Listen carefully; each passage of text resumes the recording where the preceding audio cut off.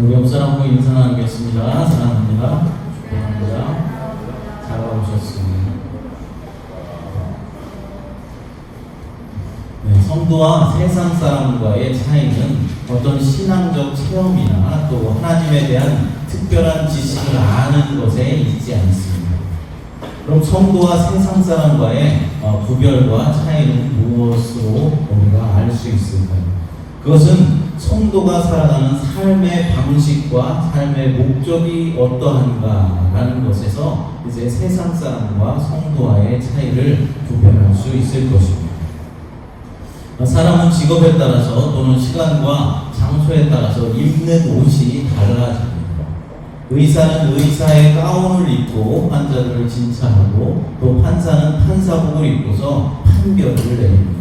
운동선수들은 운동할 때 운동복으로 갈아입고 운동을 하죠. 그리고 연주자들은 이제 무대에 설 때 무대 의상을 입고 나가서 연주를 합니다. 또 수영장에서는 우리가 수영복을 입고 수영을 해야 하고 결혼식을 할 때는 웨딩드레스를 입고 결혼식을 합니다. 우리가 잠자리에 들 때는 잠옷으로 갈아입고 잠자리에 듭니다. 그런데 우리가 직장에서 일을 하고 있는데 수영복을 입고 일을 하거나 웨딩드레스를 입고 일을 할 수는 없는 일입니다. 마찬가지로 하나님의 자녀가 된 성도들은 하나님의 자녀된 옷으로 갈아입어야 한다는 것입니다. 그러니까 세상 사람과는 구별되게 믿는 자와 같이 행하며 믿는 자와 같이 삶을 행하면서 살아가야 한다는 것입니다. 바울은 소아시아 교회들에게 이제 이방인으로 살 때처럼 그렇게 살지 말고 그리스도를 따라서 행하라고 말씀하고 있습니다. 하나님의 생명에서 떠나 있는 이방인들처럼 살지 말고 그리스도에게서 진리를 듣고 진리를 배운 대로 옛 삶의 방식을 버리고 새 사람에게 합당한 삶을 살아가라라고 권면하고 있는 것입니다. 많은 신자들이 구원을 생각하면서 구원에 대한 잘못된 오해를 하고 있는 것을 보게 됩니다. 그 오해는 나는 하나도 변화된 삶을 보이지 않으면서 하나님께서 주신 예수님께서 주신 의만 내게 전가되면 된다라고 생각하는 오해입니다. 하나님의 일을 좀 더 열심히 하고 이웃을 잘 도와주고 잘 섬겨주면은 내게 돌아오는 상급은 더 커지겠지만 실제로 우리의 인격이 변하는 문제는 구원의 문제와는 우리가 구원받는 문제와는 아무런 상관이 없다라고 생각하는 것입니다. 그러니까 이게 무슨 생각이겠습니까? 거룩함이나 의로움이 없어도 우리의 친의가 가능하다라는 생각입니다. 나의 삶이 거룩하지 않고 세상 사람처럼 그냥 막 살아도 우리가 의롭다 칭함을 받을 수 있고 또 구원함도 얻을 수 있다라고 생각하는 것입니다. 그러면서 거룩하고 의미 없이 새롭게 창조하시겠다라는 이 하나님의 말씀, 이 하나님의 계획은 아주 못 들은 채 하는 것입니다. 그래서 어떤 성도들은 방탕한 생활을 하고 있으면서도 그릇된 구원의 확신을 가지고 거짓된 안정감을 가지고 살아가는 사람도 있습니다. 교회에 다니지 않고 교회에 매일 빠지고 기도 생활도 하지 않고 신앙생활을 제대로 하지 않으면서도 하나님께서 나를 지켜주시고 날마다 나를 도와주실 것이다 라고 잘못된 생각을 가지고 있다는 것이죠. 그러나 본문에서 바울은 구원의 전과 구원의 후를 신자들의 삶의 변화를 통해서 분명하게 설명해주고 있습니다. 구원 전에 에베소의 성도들은 다른 이방인들처럼 그 마음에 허망한 것으로 행하였다고 말씀하고 있습니다.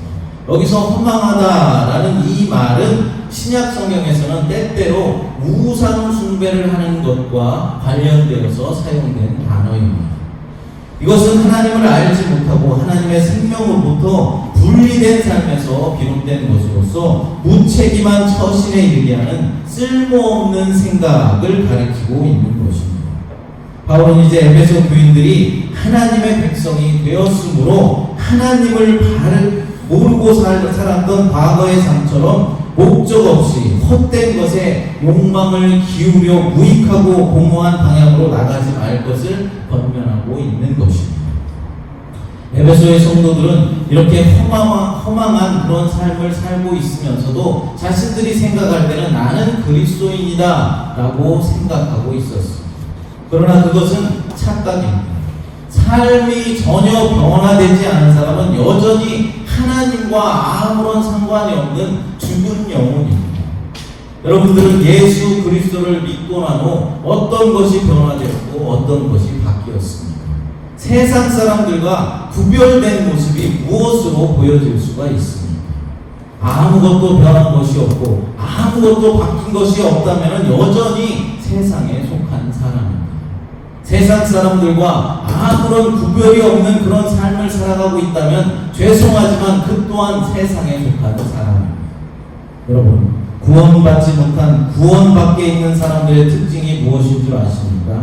그들은 무지하다는 것입니다. 세상적인 학식이 부족하거나 대학을 졸업하지 못해서 무지하다라는 말이 아닙니다. 하나님을 알지 못하기 때문에 무지하다라는 것이죠. 하나님도 모르고 하나님과의 언약도 모르고 예수 그리스도도 당연히 모릅니다. 그래서 무지하다는 것입니다. 그러면서도 그들은 스스로 지혜롭다, 지혜가 있다라고 생각하면서 조물주를 섬기기보다는 피조물을 더 섬깁니다. 사람들은 겉으로 볼 때는 무척 똑똑해 보이지만은 종교적인 어두움에 빠져버리면 사람들이 자꾸 이상한 짓을 할 때가 있습니다. 예전에 최첨단 인공위성인 무궁화위성을 처음 발사할 때 남미에 있는 프랑스형인 가이아나라는 곳에서 이제 인공위성을 발사하게 됐는데 우리나라 과학자들이 그곳에 무엇을 가지고 간 줄 아십니까? 돼지 머리를 가지고 갔습니다. 돼지 머리를 가지고 와서 그곳에 갖다 놓고 고사를 지낸 것입니다. 최첨단의 기술이 집약된 인공위성을 쏘아 올리는데 돼지 머리를 갖다 놓고 고사를 지냈다는 것이죠. 그것도 최고의 지성인 과학자들이 말합니다. 이게 말이나 되는 것입니까? 왜 그런 행동을 그들이 하겠습니까? 그들이 무지하기 때문에 그렇습니다. 그들은 마음이 완고하여서 진리를 거부하기 때문에 그렇습니다. 그렇게 진리를 거부하니 무지할 수밖에 없고 무지하니까 하나님의 생명이 그들에게 들어갈 수가 없는 것입니다. 하나님의 세계관보다는 자기 욕심에 이끌려서 방탕한 생활의 늪에서 헤어나오지를 못하고 있는 것입니다. 영적인 무지가 마음의 완악함을 낳고 결국 영적으로 도덕적 무감각으로 이어지게 되는 것입니다. 이 악순환의 고리를 우리는 끊어야 하는 것입니다. 영적인 무지에서 우리는 빨리 벗어나야 한다라는 말입니다. 영적인 무지에서 벗어나는 방법은 속히 말씀이 있는 곳으로, 하나님의 말씀이 있는 곳으로 나아가야 하는 것입니다. 세상에 잡다한 지식들이 있는 곳으로 가는 것이 아니라 하나님의 말씀이, 진정한 하나님의 말씀이 역사하는 곳으로 우리는 나아가야 하는 것입니다. 그래서 온전히 말씀으로만 우리의 심령을 가득 채워야 합니다. 그래야 우리는 무지에서 벗어날 수 있습니다. 또 하나 영적인 무지에서 벗어날 수 있는 방법은 옛사람을 벗어버리고 새사람으로 갈아입는 것입니다. 본문 22절부터 24절을 읽어보겠습니다. 너희는 유혹의 욕심을 따라 썩어져가는 구습을 따르는 옛사람을 벗어버리고 오직 너희의 심령이 새롭게 되어 하나님을 따라 의와 진리의 거룩함으로 지으심을 받은 새 사람을 입으라. 아멘. 성도들이 그리스도 안에서 가르침을 받은 내용을 옛사람을 벗어버리는 것, 그리고 마음의 영으로 새롭게 되는 것, 새 사람을 입는 것, 이렇게 세 가지로 바울은 제시하고 있습니다. 성도들이 합당한 삶을 살아가기 위해서는 먼저 썩어져가는 구습을 따르던 삶의 방식과 목적으로 물든 옛사람의 옷을 벗어버려야 하는 것입니다. 하지만 그것은 우리의 힘만을 가지고는 불가능한 일입니다. 오히려 우리의 힘만 가지고 하고자 한다면 단순히 도덕적인 변화를 자랑하는 수준에 그칠 우려가 큰 것입니다. 하나님의 온전한 형상으로 회복되기 위해서 우리는 날마다 성령님의 그 은혜와 사랑으로 덧입어야만 합니다. 성령님이 우리의 마음을 날마다 새롭게 하시도록 우리의 심령을, 우리의 마음을 성령님께 내어드려야만 합니다. 성령님의 도우심을 받은 우리는 날마다 죄로 더러워지는 삶의 의복을 벗어버릴 수가 있습니다. 그리고 새 사람을 입어서 날마다 그리스도를 따라서 참되고 바르며 거룩한 삶을 살아갈 수 있습니다. 우리가 무지에서 벗어날 수 있다는 것입니다. 우리가 하나님의 부르심에 합당한 삶을 살아가기 위해서는 떠남과 따름을 지켜야 합니다. 무슨 말이겠습니까? 과거의 잘못된 삶, 잘못된 길에서 떠나서 주님을 계속 따르는 삶을 우리가 살아가야 한다는 것입니다. 여러분, 신앙과 삶은 절대로 분리될 수가 없습니다. 믿음이 실천으로 이어져야 하기 때문에 그렇습니다. 예수님을 진리로 알고 믿는 우리의 신앙은 예수님을 따르는 윤리적인 삶으로 증명이 되어야 하는 것입니다. 바울은 24절까지 새 사람이 되는 원리적인 설명을 한 후에 이제 25절부터 새 사람이 된 성도들이 실천해야 할 구체적인 그런 방법을 제시해주고 있습니다. 첫째로 진리와 선함을 닮는 은혜로운 말을 해야 한다라고 말합니다. 본문 25절을 읽어보겠습니다. 그런즉 거짓을 버리고 각각 그 이웃과 더불어 참된 것을 말하라. 이는 우리가 서로 지체가 됨이라. 29절 말씀도 읽어보겠습니다. 무릇 더러운 말은 너희 입 밖에도 내지 말고 오직 덕을 세우는 데 소용되는 대로 선한 말을 하여 듣는 자들에게 은혜를 끼치게 하라. 아멘. 그리스도를 따르는 거룩한 삶을 실천해 내기 위해서는 먼저 거짓말을 버리고 참되고 선한 말을 하며 남에게 은혜를 끼쳐야 한다라고 말씀하고 있습니다. 하나님의 자녀가 되었다는 사람 가운데도 아직도 언어 생활의 조절과 변화가 되지 않는 사람들을 보게 됩니다. 자신의 잘못을 숨기려고 거짓을 말하고 그 거짓말을 또 감추려고 더 큰 거짓말을 하는 것을 보게 됩니다. 그래서 이제는 습관처럼 거짓말을 하고 입만 열면은 거짓말을 하는 사람도 있습니다. 또 어떤 사람은 말 한마디를 해도 사람을 정말로 기분 좋게 하고 따뜻하게 하고 행복하게 해주는 그런 사람이 있는가 하면 어떤 사람은 참 다른 사람을 기분 나쁘게 만드는 말을 하는 묘한 기술을 가진 사람도 있습니다. 그러나 새 사람이 되어서 성도된 우리는 언어 습관을 조절하는 것부터 변화를 받아야 하는 것입니다. 그래야 온전한 성도의 삶이 그것에서부터 시작된다라는 사실입니다. 그렇습니다. 성도의 온전한 삶은 말의 온전함에서부터 시작되는 것입니다. 만약 언어가 성령님의 다스림을 받고 있지 못하다면 성도의 삶 전체가 진실성과 정직성을 잃어버릴 수가 있게 되기 때문입니다. 그의 삶이 의를 행하고 덕을 끼치는 그런 삶을 살고 있다고 해도 말을 함부로 한다거나 거칠게 한다거나 좀 비아냥거리는 그런 말투를 한다거나 거짓말투성이라면 그 사람이 행하는 의로움과 덕이 가식처럼 느껴지고 진실성이 떨어지게 된다는 것입니다. 또한 거짓되고 거룩하지 못한 말은 자신은 물론이거니와 공동체를 위험에 빠뜨릴 수가 있는 것입니다. 그러니까 말의 위험은 자기 자신 개인뿐만 아니라 교회 공동체를 무너뜨릴 수도 있다라는 사실을 우리는 명심해야 할 것입니다. 예를 들어서 교회의 목사인 제가 밖에 나가서 거짓말을 하고 다니거나 욕을 하고 다닌다면 어떻겠습니까? 아무리 설교를 잘하고 교회에서 구제를 많이 하고 설교를 많이 한다고 해도 우리 교회는 좋은 소문이 나지 않아서 결국에는 전도의 문이 막혀버리게 될 것입니다. 이것은 목사뿐만이 아닙니다. 우리 교회에 속한 여러분 모두 한 사람 한 사람도 마찬가지라는 것입니다. 여러분은 이미 한 사람 한 사람이 여러분 개인이 아니라 이미 우리 교회 공동체에 속한 지체들이 되었기 때문입니다. 그러므로 우리는 다른 사람을 세우며 공동체를 세우는 은혜스러운 말을 하도록 늘 훈련해 나가야 하는 것입니다. 여러분의 입술에서 정결함과 거룩함만이 날마다 흘러나오게 되시기를 간절히 바랍니다. 두 번째로 마귀의 공격을 피하는 행동을 해야 합니다. 본문 26절부터 28절을 읽겠습니다.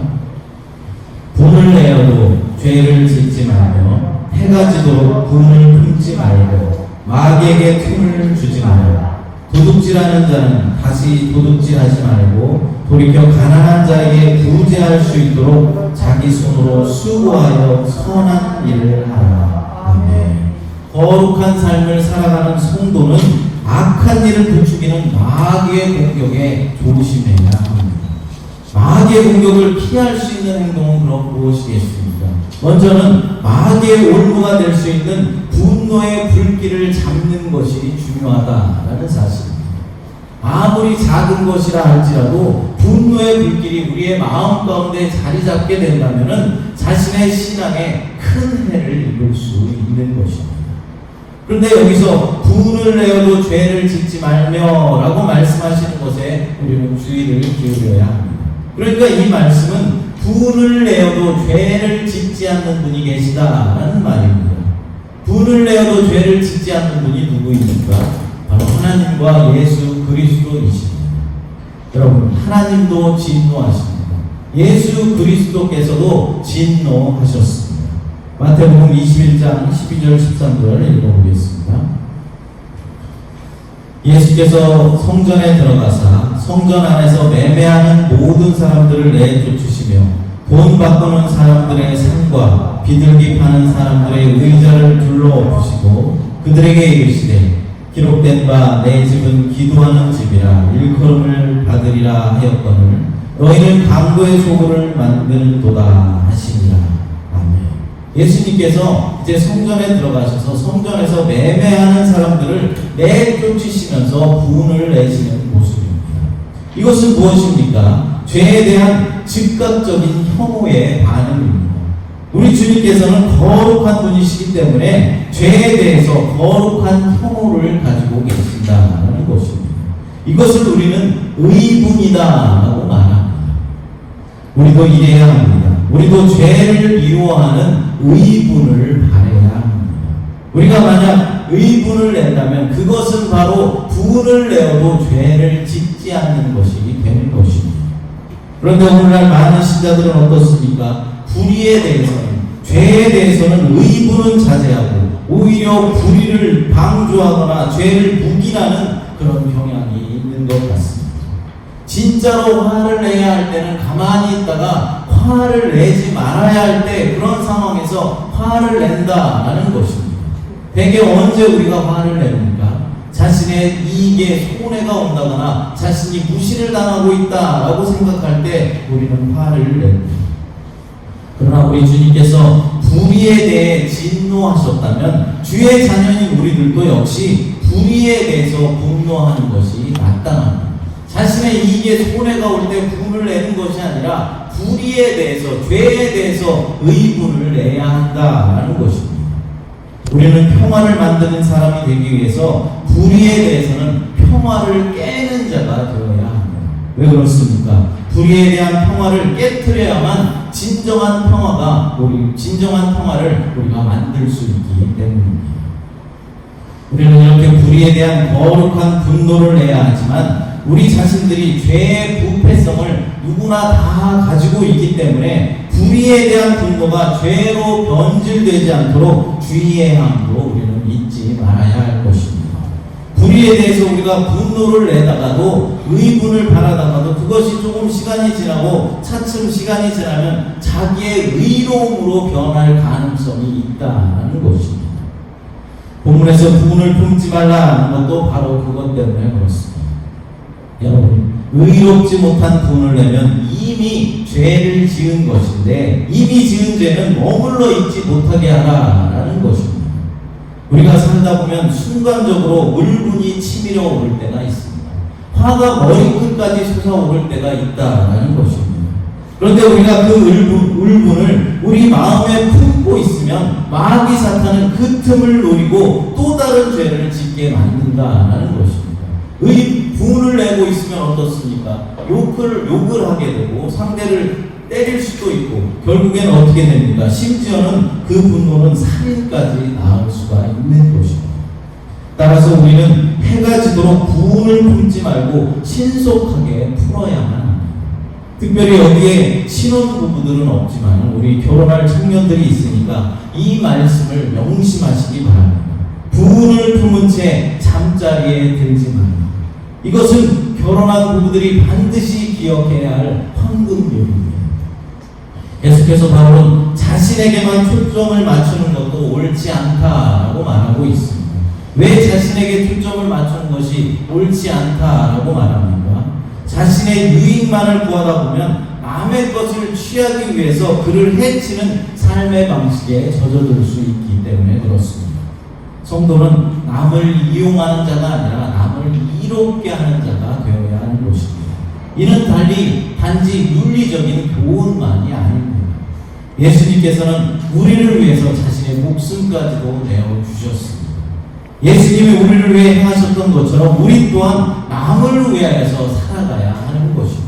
그것이 바로 우리를 구원하신 아버지 하나님의 뜻입니다. 세 번째로 성령님을 기쁘시게 하는 행동을 해야 합니다. 본문 30절부터 32절 말씀입니다. 하나님의 성령을 근심하게 하지 말라. 그 안에서 너희가 구원의 날까지 인치심을 받았느니라. 너희는 모든 악독과 노함과 분냄과 떠드는 것과 비방하는 것을 모든 악의와 함께 버리고 서로 친절하게 하며 불쌍히 여기며 서로 용서하기를 하나님이 그리스도 안에서 너희를 용서하신 같이 하라. 성도답게 살아가기 위해서는 우리 안에 계신 성령님께서 근심하게 하실 만한 그런 일은 절대로 용납하지 말아야 하는 것입니다. 우리는 성령님의 근심이 아니라 성령님께 기쁨을 드리는 그런 사람들이 되어야 하는 것입니다. 그렇게 하려면 어떻게 해야 합니까? 사랑과 용서를 실천해야 한다라고 말씀하고 있는 것입니다. 새 사람 된 성도들이 하나님의 뜻대로 살지 못하고 바르게 살지 못할 때 우리 안에 내주하시는 성령님께서 근심하십니다. 여기서 근심하게 한다라는 것은 고통과 슬픔을 유발한다라는 뜻을 가지고 있습니다. 성령님은 거룩하신 영이기 때문에 거룩하지 않은 것, 그러니까 죄 때문에 고통받으시고 슬퍼하신다라는 사실입니다. 또한 성령님은 거룩한 연합을 이루시는 영이시기 때문에 불화와 반목, 분열의 고통과 슬픔을 느끼십니다. 여러분이 만약 성령님을 고통스럽게 만들고 싶다거나 성령님을 슬프게 하고 싶은 그런 분들이 있다면 성도들끼리 서로 미워하시고 계속해서 싸움을 벌이십시오. 그러면 성령님은 무척이나 슬퍼하시고 고통 가운데 거하실 것입니다. 그러나 새 사람이 된 우리는 성령을 근심하는 자가 아니라 성령님을 기쁘게 해드리는 그런 사람들이 되어야 하는 것입니다. 어떻게 기쁨을 드릴 수 있다고 합니까? 사랑이 필요한 사람들에게 그리스도의 사랑을 전달하는 것으로 기쁨을 드릴 수가 있는 것입니다. 사랑받을 자격이 없는 나에게 주님이 하나님의 사랑을 보여주셨듯이 우리는 사랑이 절실하게 필요한 사회적인 약자들과 가난한 자들에게 그리스도의 사랑을 보여주어야 하는 것입니다. 교회적인 차원에서도 마찬가지입니다. 우리 교회는 늘 구제를 생각해야 하고 어떻게 하면 하나님의 사랑을 저들에게 전달할 수 있을까 기도하고 고민해야 하는 것입니다. 또한 실제적인 구제가 날마다 일어날 수 있도록 실천해야 할 것입니다. 계속해서 바울은 하나님께 용서받은 증인으로서 우리 역시 다른 사람들을 포용하고 용서하며 살아가야 함을 말씀하고 있습니다. 마태복음 18장 35절 말씀을 읽어보겠습니다. 너희가 각각 마음으로부터 형제를 용서하지 아니하면 나의 하늘 아버지께서도 너희에게 이와 같이 하시리라. 아멘. 형제의 잘못을 용서하지 않으면 하늘 아버지께서도 나의 죄를 용서하지 않을 것이다 라는 말씀입니다. 사랑과 은혜를 입었으니 이제는 우리도 은혜를 베풀고 형제를 용서해야 하는 것입니다. 또한 우리가 사랑과 은혜의 통로가 되어서 이 땅에 주님의 사랑을 전하며 주님의 그 은혜를 흘러보내야 하는 것입니다. 여러분 모두가 은혜의 통로가 되시고 축복의 통로가 되시기를 간절히 축복합니다. 사랑하는 여러분, 오늘 새 사람이 된 우리들이 실천해야 할 것이 무엇인지 생각해 보았습니다. 첫째로 진리와 선함을 담은 은혜로운 말을 해야 한다라고 말씀드렸습니다. 여러분, 이 말이라는 것은 정말로 중요한 것입니다. 우리가 말을 한마디 잘못한다면 개인뿐만 아니라 교회 공동체까지도 무너뜨릴 수 있다는 사실을 명심하시기 바랍니다. 둘째로 마귀의 공격을 피하는 행동을 해야 합니다. 무엇이 마귀의 공격을 피하는 행동이라고 했습니까? 분을 품지 말고 분을 품은 채로 잠자리에 들지 말라라고 말씀했습니다. 분을 품는 것은 마귀 사탄이 아주 좋아하는 일입니다.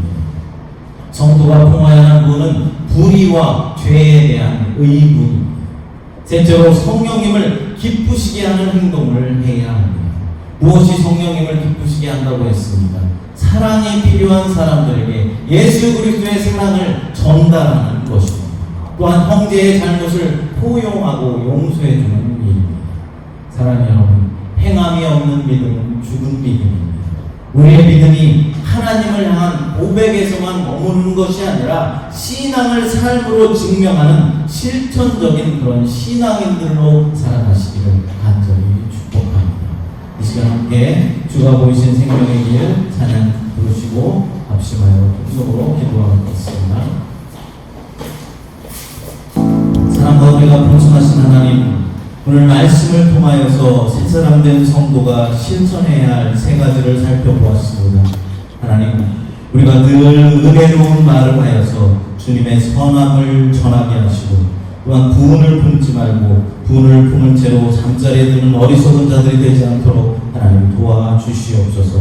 또한 늘 사랑이 필요한 사람들에게 그리스도의 사랑을 전달하여서 성령님을 기쁘시게 하는 삶을 살아낼 수 있도록, 살아갈 수 있도록 하나님 역사하여 주시옵소서. 우리들의 간절한 소망을 아시는 주님, 주님의 선한 뜻 가운데 이루어 주시고 우리 새마음교회가 날로 부흥하며 성장할 수 있도록 하나님 도와주시고 우리 교회에 속한 모든 성도들이 늘 기쁨과 감사함으로 하나님 살아갈 수 있도록 도와주시고 늘 복된 삶 살아갈 수 있도록 하나님 축복하여 주시옵소서.